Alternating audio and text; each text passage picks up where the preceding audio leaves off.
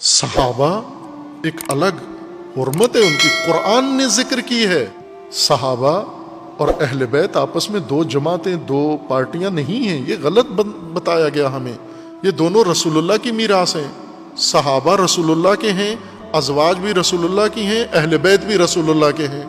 ان کو آپس میں مقابلے میں لانا، ان کو ایک دوسرے سے برتری دینا، نیچا دکھانا، یہ درست نہیں ہے۔ ہر ایک کا مقام اللہ تعالیٰ نے واضح کر دیا۔ اہل بیت کے برابر کوئی بھی نہیں ہے روئے زمین پر، کوئی صحابہ میں سے کوئی بھی اہل بیت کے برابر نہیں ہے۔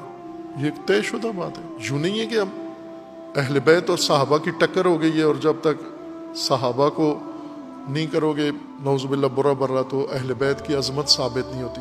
صحابہ کا احترام کرو، اہل بیت پھر بھی مافوق ہیں، چونکہ ان کا مقام اللہ تعالیٰ نے علیحدہ سوا ذکر کیا ہے۔ جس طرح آپ باقی نبیوں کا انکار کرو گے تو رسول اللہ کی نبوت ثابت ہوتی ہے نہ، تمام نبیوں کا اقرار کر کے ایمان لائیں گے پھر ان سب پر رسول اللہ کی عظمت ثابت ہوتی ہے۔ اہل بیت کا مقام اللہ تعالیٰ نے علیحدہ ذکر کیا۔